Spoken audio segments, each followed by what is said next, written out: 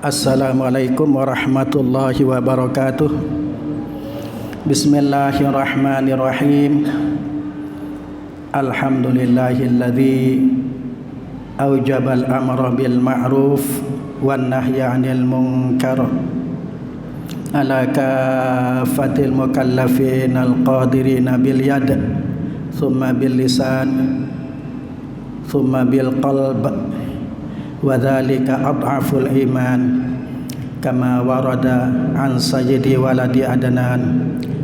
Allahumma shalli wa sallim ala sayyidina Muhammadin alladhi jahada fillahi haqqa jihadihi bis-sinani wal lisani wal jinan wa ala alihi wa sahbihi al-badhilin arwahahum wa amwalahum fi nusrati dinihi bighayatil imkan wa lam ta'khudhum fillahi lawmata laimi wala syan. Amma ba'd.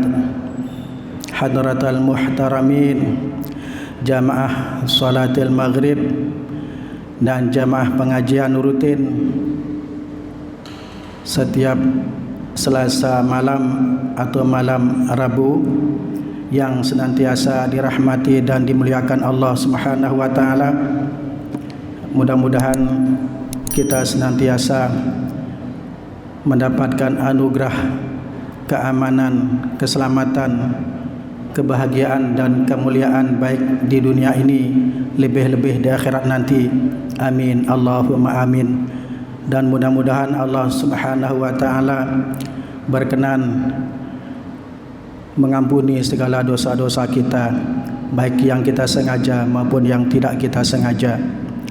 Dan mudah-mudahan kita yang penuh dengan kekurangan ini kelak dikumpulkan di yaumil qiyamah bersama para kekasih Allah Subhanahu wa taala. Terutama semoga kita dikumpulkan bersama junjungan kita Nabi Agung, Nabi besar Muhammad sallallahu alaihi wasallam. Hadirin jamaah pengajian rutin malam Rabu mengenai kajian kitab Kasyifatus Saja, yang mana kitab ini ditaklif atau disusun oleh ulama Nusantara kelahiran Banten, yakni Syekh Muhammad bin Umar An-Nawawi Al-Bantani Al-Jawi.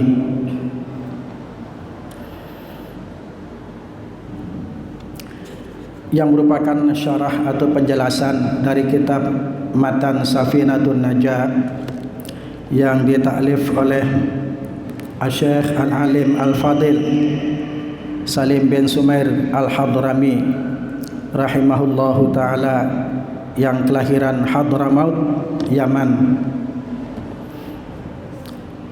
Hadirin yang dirahmati dan dimuliakan Allah Subhanahu wa taala, marilah kita lanjutkan kajian kita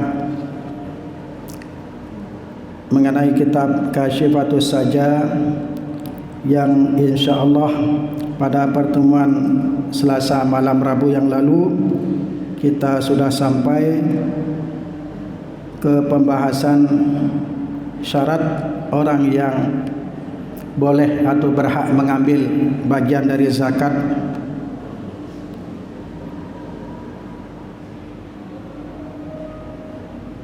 Dan di sini dijelaskan di dalam kitab ini bahwa sedekah atau zakat itu tidak dihalalkan untuk Muhammad dan keluarga Muhammad, karena zakat itu merupakan kotoran manusia, artinya kotoran dari harta-harta hak orang lain yang masih ada di dalam hartanya orang kaya yang belum dizakatkan. Maka zakat itu adalah dalam rangka membersihkan harta orang-orang kaya dari bercampur dengan harta yang syubhat, lebih-lebih yang haram. Maka Rasulullah mengatakan bahwa zakat itu adalah ausakhun nas, kotoran-kotoran manusia. Maka Nabi menegaskan kepada dirinya dan kepada seluruh keluarganya, anak cucu keturunan dari Sayyid Hashim dan anak cucu keturunan dari Sayyid Al-Muttalib, tidak boleh mengambil bagian dari zakat, atau diharamkan untuk keluarga Nabi Muhammad dan Nabi Muhammad sendiri.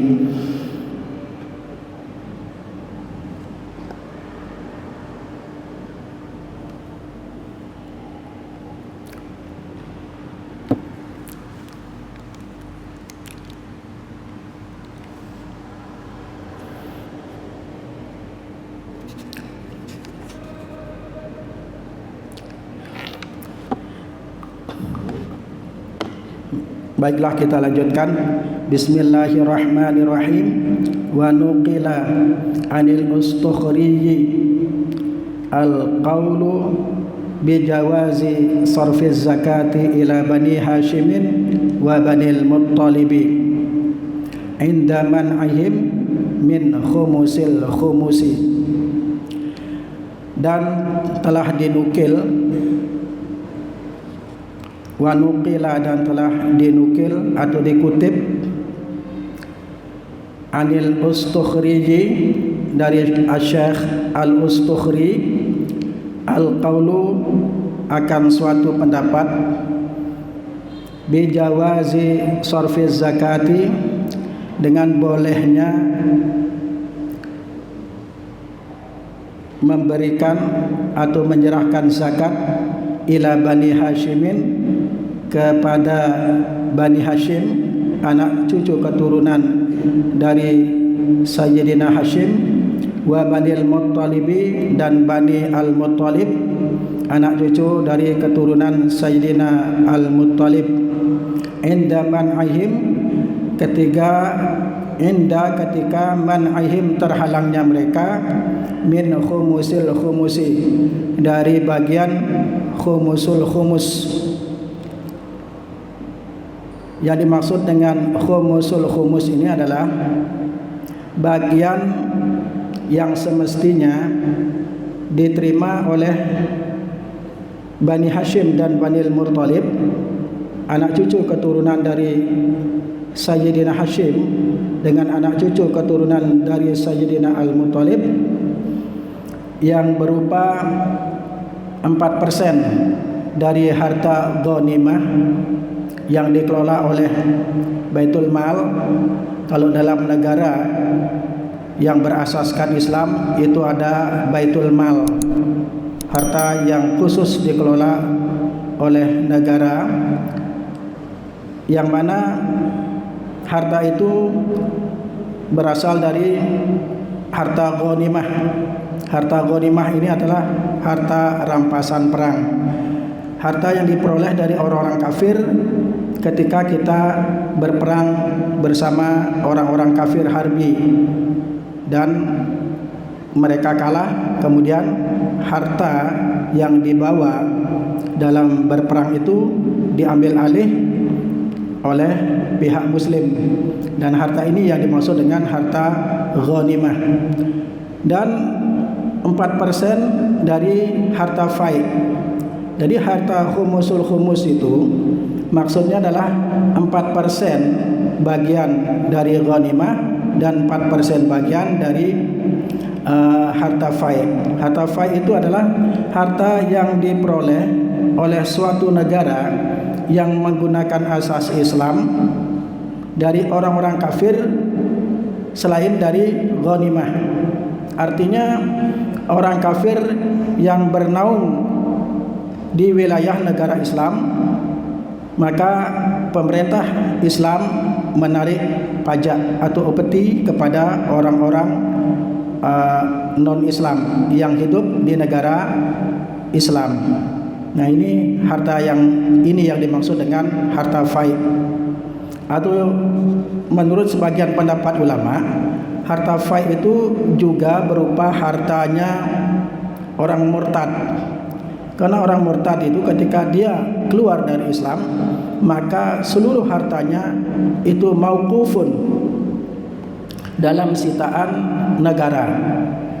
Ibaratnya orang yang meminjam uang kepada bank, ketika sudah jatuh tempo tidak bisa melunasi hutangnya, maka jaminan atau borok yang dijaminkan ke bank ini disita oleh bank. Nah, hampir seperti itu yang dimaksud dengan harta orang murtad. Jadi orang murtad itu tidak berhak dengan hartanya. Artinya dia tidak berhak memiliki harta yang sebelumnya dia miliki dalam keadaan Islam. Kemudian setelah dia murtad, seluruh hartanya 100% mauqufun dalam sitaan negara.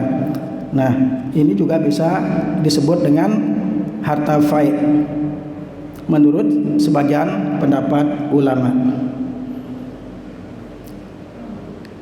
Menurut Imam Al-Ustukhri itu berpendapat boleh mentasarufkan atau menyerahkan zakat kepada Bani Hashim dan Bani Al-Muttalib ketika mereka terhalang dari mendapatkan khumusul khumus, 4% dari ghanimah dan 4% dari harta fai. Kalau mereka tidak mendapatkan bagian itu, maka kita boleh memberikan zakat kepada Bani Hashim dan Bani Al-Muttalib menurut Asy-Syaikh Al-Ustukhri. Qala Al-Baijuri, Imam Al-Baijuri berkomentar, wala ba'sa bi taqlidil Ustukhriji fi qawlihi al-ana lihtiyajihim. Wala ba'sa, menurut Al-Imam Al-Baijuri atau Asy-Syaikh Al-Baijuri, wala ba'sa, tidak apa-apa, bi taqlidil Ustukhriji, bertaklid kepada Asy-Syaikh Al-Ustukhri fi qawlihi, di dalam pendapatnya, di dalam pendapat beliau yang mengatakan boleh kita menyerahkan harta zakat kepada Bani Hashim dan Bani Al-Muttalib al-ana, untuk saat sekarang, untuk saat ini, lihtiyajihim, karena kebutuhan mereka, kebutuhan anak cucu dari Bani Hashim atau keluarga Rasulullah, Ahlul Bait Rasulullah, yaitu Bani Hashim dan Bani Al-Muttalib. Kebutuhan mereka sekarang dengan dulu itu tidak sama. Kalau dulu mungkin tidak begitu membutuhkan kepada zakat, tetapi di zaman sekarang kebutuhan semakin kompleks, semakin banyak kebutuhan. Maka Imam Al-Ustukhri atau Asy-Syaikh Al-Ustukhri ini berijtihad, berpendapat bahwa boleh mentasarufkan, menyerahkan harta zakat kepada Bani Hashim dan Bani Al-Muttalib. Bahkan Asy-Syaikh Al-Baijuri pun mengatakan tidak apa-apa. Artinya kita bertaklid dengan pendapatnya Asy-Syaikh Al-Ustukhri untuk saat sekarang ini, karena kebutuhan Bani Hashim dan Bani Al-Muttalib sekarang dengan dulu itu tidak sama. Karena kebutuhan di zaman sekarang itu lebih kompleks, lebih banyak daripada kebutuhan zaman dahulu. Wa kana Syekh Muhammadin Al-Fadali rahimahullahu yamilu ila dzalika mahabbatan fihim nafa'ana Allahu bihim. Wa kana Syekh, dan adalah Syekh Muhammad Al-Fadali rahimahullah, semoga Allah merahmati beliau, yamilu ila dzalika, condong dia dengan pendapat itu, condong kepada pendapat itu, artinya kepada pendapat Asy-Syaikh Al-Ustukhri dengan bolehnya mentasarufkan, menyerahkan harta zakat kepada Bani Hashim dan Bani Al-Muttalib.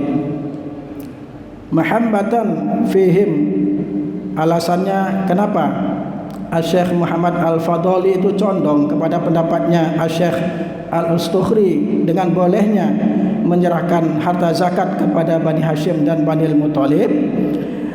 Mahabbatan fihim, karena rasa cinta kepada mereka, kepada Ahlul Baitnya Rasulullah, keturunan Bani Hashim dan Bani Al-Muttalib. Nafa'anallahu bihim, semoga Allah memberikan manfaat kepada kita, bihim disebabkan kemuliaan atau derajat dari Bani Hashim dan Bani Al-Muttalib. Mudah-mudahan Allah memberikan manfaat kepada kita dengan kemuliaan atau ketinggian derajat dari Bani Al-Muttalib dan Bani Hashim.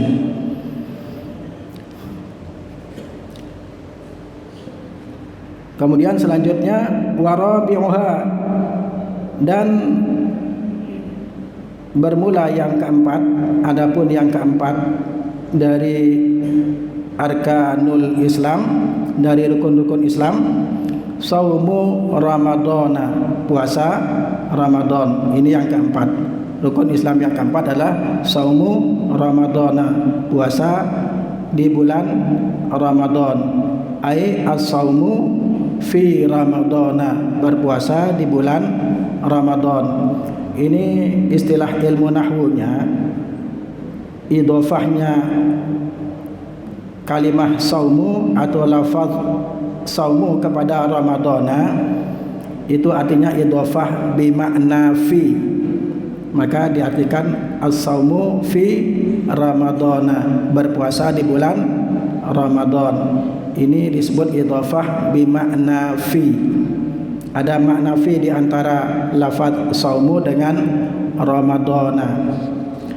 Wa furida fi Sya'bana min as-sanati tsaniyati min al-hijrati, dan difardukan atau diwajibkan saumu Ramadana, puasa Ramadan itu fi Sya'bana, pada bulan Sya'ban.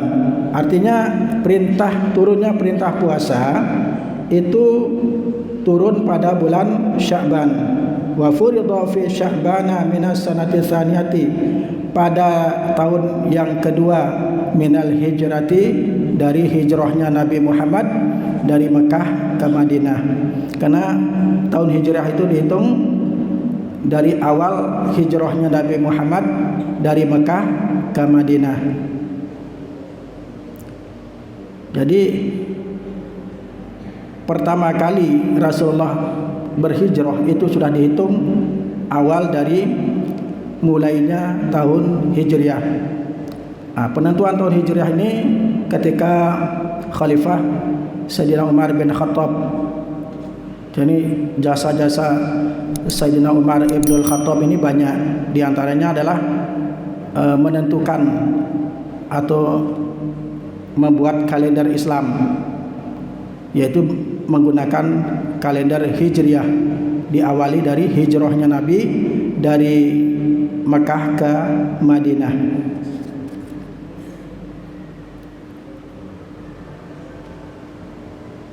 Fasama sallallahu alaihi wasallam tis'a ramadanatin wahidan kamilan wa thamaniyatan nawaqisa.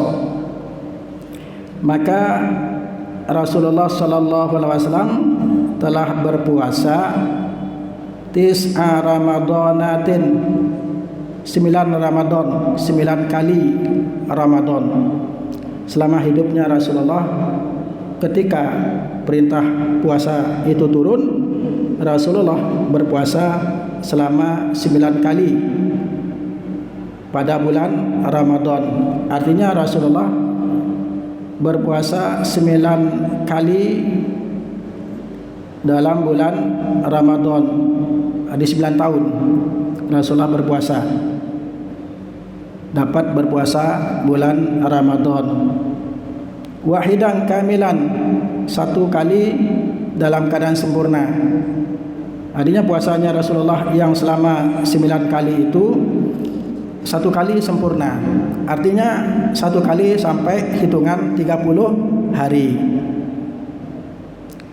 wa thamaniyatan nawaqisa, dan 8 kali nawaqisa dalam keadaan kurang dari 30 hari, artinya selama 29 hari.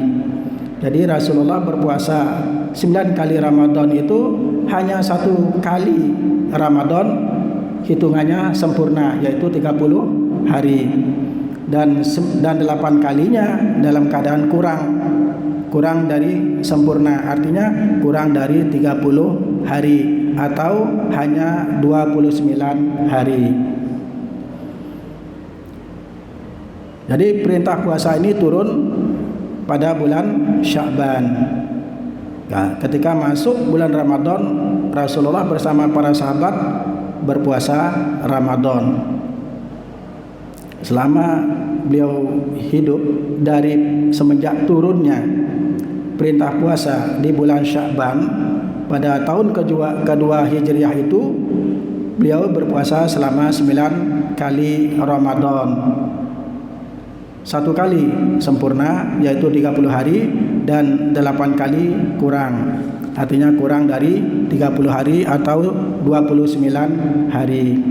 Makanya kejadian puasa kita kadang-kadang 30 hari, 29, karena hitungan hari setiap bulan Qamariyah itu ada hitungannya, kalau enggak 29 ya 30 hari, tidak kurang dari 29 dan tidak lebih dari 30 hari. Lain dengan tahun Masehi. Bulan-bulan di tahun Masehi ini ada yang 28, ada yang 29. Yang 28 29 itu adalah bulan Februari.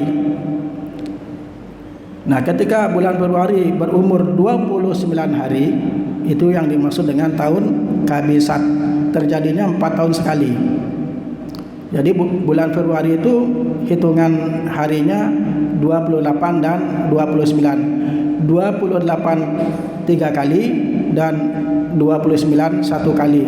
Ketika bulan Februari berumur 29 hari, ini yang disebut dengan tahun Kabisat. Artinya dalam setahun itu berumur 366 hari. Nah, 3 kali tahun yang lainnya umurnya hanya 365 hari. Nah, tahun yang ketika berusia 366 hari ini di tahun Masehi ini yang disebut dengan istilah tahun Kabisat. Lainnya ada yang 30 31, 29 30 31. Kalau waktu saya masih sekolah SD, saya masih ingat ini. Ketika saya kelas 5 SD, guru saya itu ngajari ngitung tahun jumlah hari jumlah hari bulan-bulan tahun Masehi itu. Ini dari sini, Januari, Februari. Ini agak dalam. Kalau agak dalam artinya 28 29 katanya. Januari itu umurnya 31 hari. Februari 28 atau 29. Maret 31 pasti itu. April 30 hari. Ya, April Mei 31 hari. Juni 30 hari. Juli Agustus sama 31. Coba lihat nanti di kalender, pasti deh. Juli Agustus. September lagi 30 hari. Oktober 31. November 30 hari. Desember 31 hari. Itu kalau tahun Masehinya. Kalau tahun Hijriah yang menggunakan peredaran bulan, usia bulan itu kalau tidak 29 hari ya 30 hari. Tidak kurang dari 29 hari dan tidak lebih dari 30 hari. Tidak ada tahun Hijriah itu dalam bulan Qamariyah itu yang usianya 31 hari, tidak ada. Kalau ada yang mengatakan ada, berarti dia enggak tahu. Tambihun, ai hadza tambihun. Ini adalah suatu peringatan. I'lam, ketahuilah olehmu. I'lam ini fi'il amar. Fi'il amar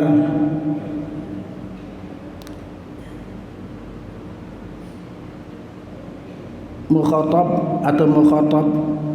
Fa'ilnya adalah damir mukhatab yang mustatir.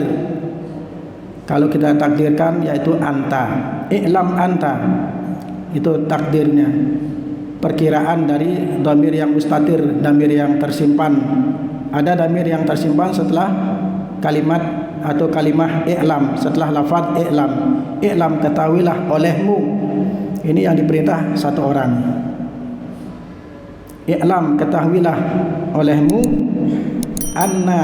Nah, di sini menggunakan anna karena anna ini dibaca fathah hamzahnya. Karena anna dengan inna itu sama. Inna, anna itu harfu taukidin wa nasbin.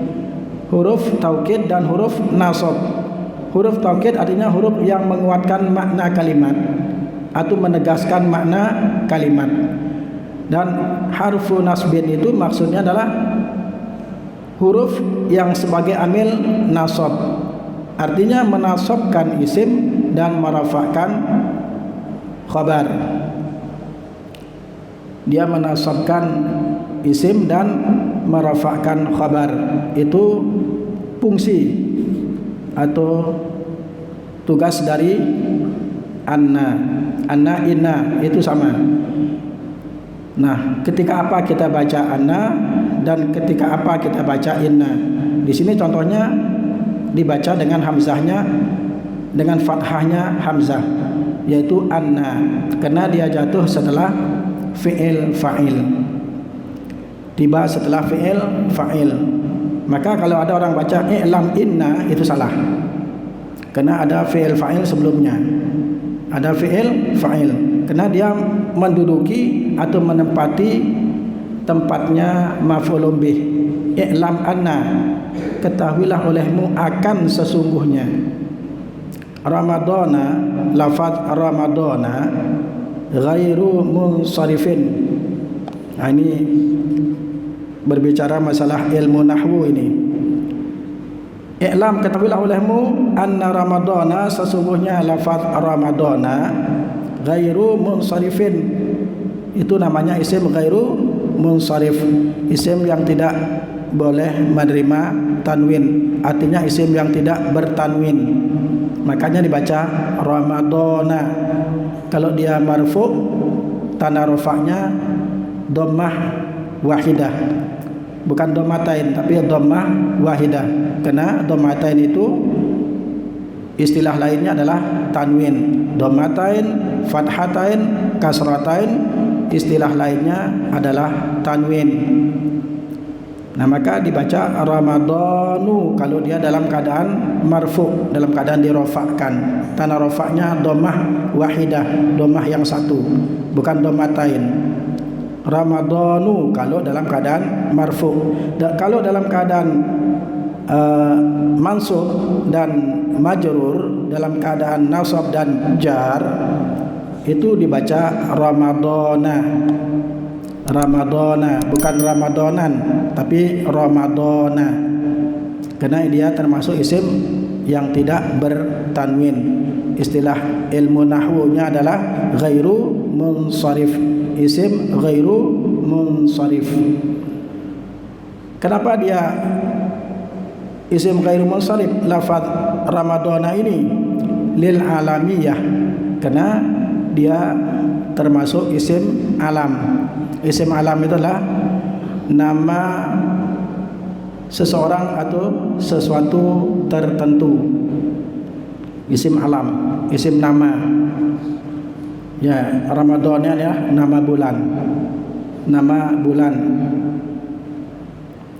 Maka dia dikatakan alamiah, isim alam. Jadi alasannya adalah lil alamiyah. Yang pertama itu karena alamiah. Yang kedua, ziyadatul alif wan nun, karena mendapatkan tambahan alif dan nun, yaitu Ramadana. Setelah dot ada alif dan nun. Di sini ada dua ilat. Nanti selanjutnya ada keterangannya. Ini masih panjang pembahasan tentang nahwu ini.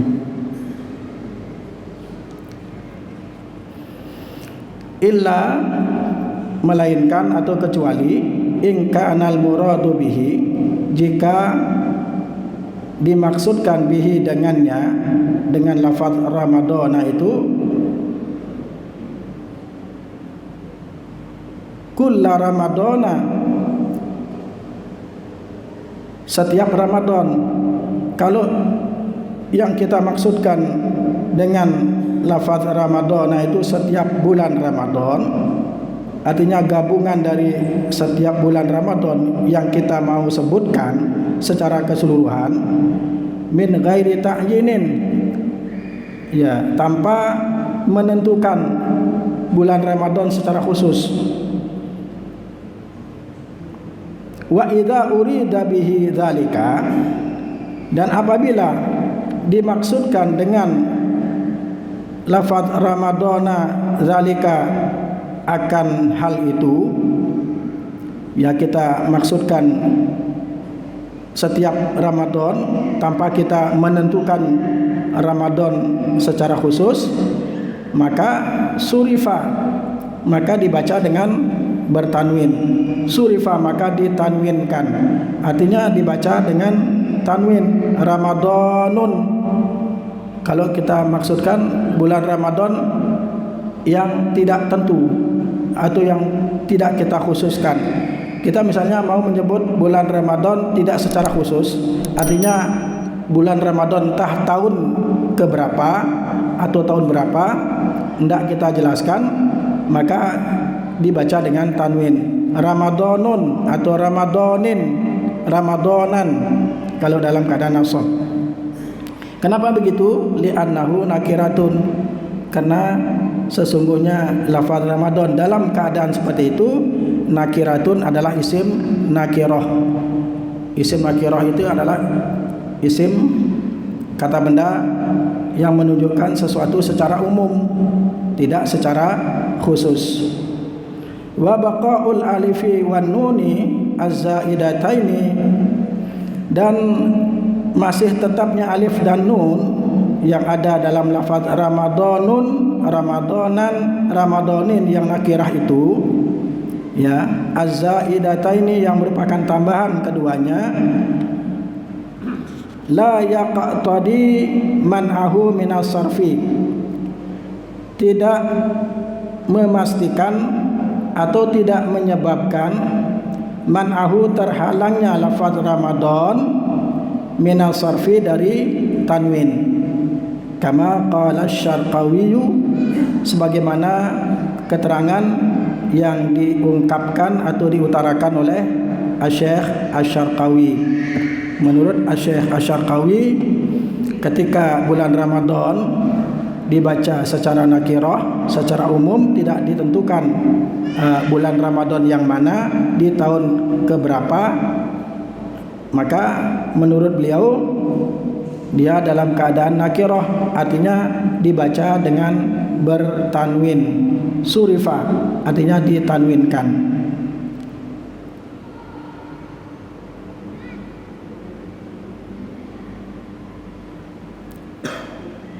Bagaimana kira-kira faham masalah ini?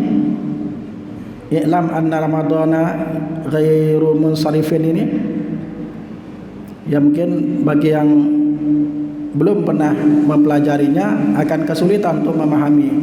Tapi kalau yang pernah mempelajari di pesantren atau di mana saja, mungkin di sekolahan, insya Allah akan faham dengan keterangan ini, bahwa Ramadan kalau dalam keadaan ma'rifat, kita tentukan jenis bulan Ramadannya, yaitu bulan Ramadan tahun 1442 Hijriah itu misalnya, maka Ramadana itu dalam keadaan ma'rifat, artinya tidak boleh menerima tanwin. Kalau misalnya kita tidak tentukan, kita hanya menyebutkan Ramadan secara umum, kita tidak tentukan di tahun keberapa, apakah 1441 Hijriah atau 1440 Hijriah atau di tahun yang lainnya, maka dia menurut Asy-Syaikh Asy-Syarqawi termasuk isim nakirah, maka dibaca dengan bertanwin. Maka beliau mengatakan surifa, ditanwin. Wa idza urida bihi dzalika surifa, kata beliau, dan apabila yang dimaksudkan dengan Ramadan itu bukan Ramadan secara khusus, surifa, maka ditanwinkan lafaz Ramadana itu menjadi Ramadanan, Ramadanun atau Ramadanin, li'annahu nakiratun, kata beliau, karena sesungguhnya dalam kondisi seperti itu lafaz Ramadana itu adalah nakirah, bukan ma'rifat. Karena kebalikan dari nakirah adalah ma'rifat, kebalikan dari ma'rifat adalah nakirah. Kalau ma'rifat itu adalah kullu ismin muayyanin, setiap isim atau kata benda yang tertentu. Kalau isim nakirah atau an-nakiratu kullu ismin ghairi muayyanin, setiap isim yang tidak tertentu, artinya secara umum, maknanya masih umum, maka itu disebut dengan isim nakirah dalam istilah ilmu nahwunya. Ya, untuk bisa membaca kitab yang tidak berharakat seperti ini, minimal harus bisa menguasai ilmu nahwu dan ilmu sorof. Kalau itu belum bisa dikuasai, tidak akan bisa membaca kitab yang tidak berharakat seperti ini. Membaca aja belum tentu bisa, apalagi menterjemahnya. Wa qala Abul Qasim al-Hariri, saya kira cukup sampai di sini. Mungkin ada yang ditanyakan. Karena pembahasan tentang ilmu nahwunya ini masih banyak. Kalau saya lanjutkan tidak akan cukup waktunya. Karena di sini setelah itu ada syair dengan struktur atau gaya sajak Bahrul Rajaz namanya. Itu dalam istilah ilmu badi'nya.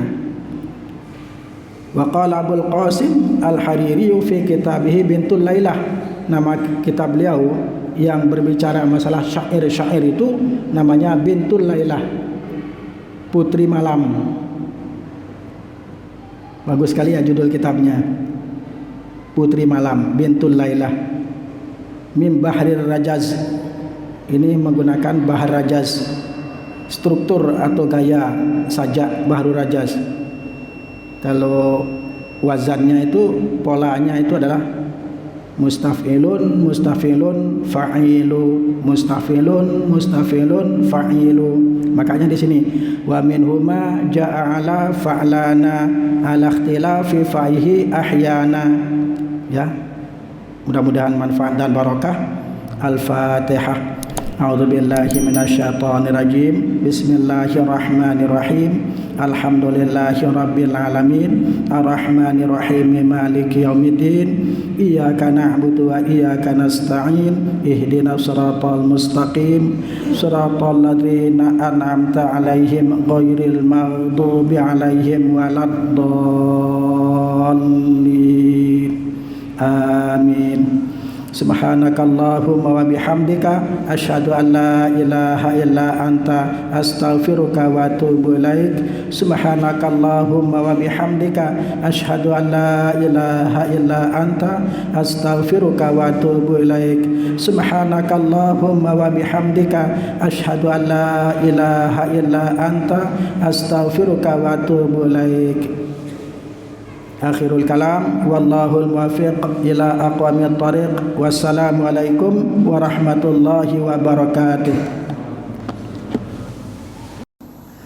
Qad kafani ilmu rabbi min su'ali wa ikhtiyari, fa du'ai wa ibtihali syahidun li biftigari.